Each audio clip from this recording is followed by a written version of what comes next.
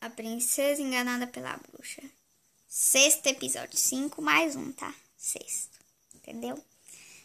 Vamos ver qual é a resposta que a bruxa deu à princesa quando ela perguntou se podia lavar os sapatos que tinha ganhado da bruxa. Já. Mas eu posso lavar eles? Não. Por que não?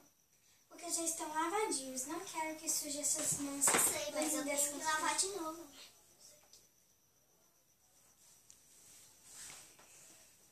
Não precisa, já estão limpinhos. Ai, adorei esse sim que seu pai me deu.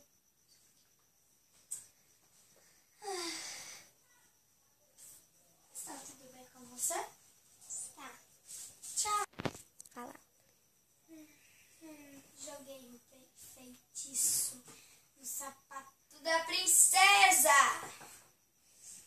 A hora que ela usar, vai cair. E os outros vão pensar que ela não sabe usar. É boa, sinal. Sonetinha agora.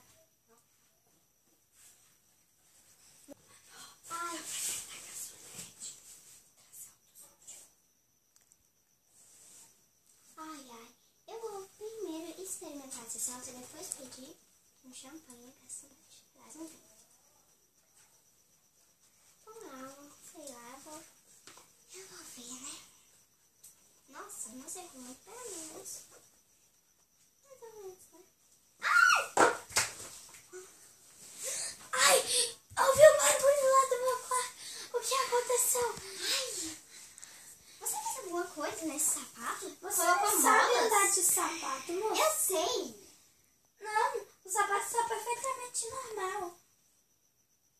Você tá falando sério? Você não colocou nenhuma mola? Não, eu juro.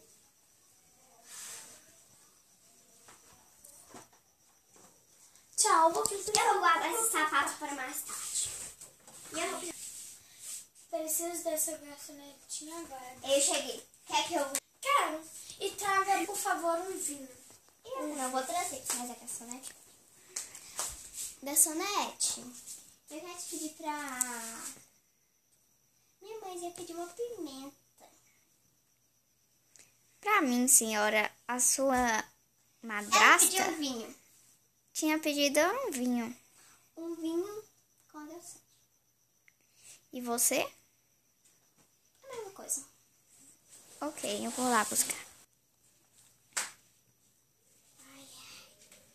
Vamos guardar esse sapato para mais tarde aqui debaixo. Eu preciso saber o que eu vou fazer. O cachecol da minha madrasta. Ela está chata. Eu nem considero ela como a minha madrasta e nem como a minha irmã. Eu considero ela como uma chata. Na verdade. O que eu posso fazer com esse cachecolzinho? E eu vou cortar ele e rasgar. Não quero.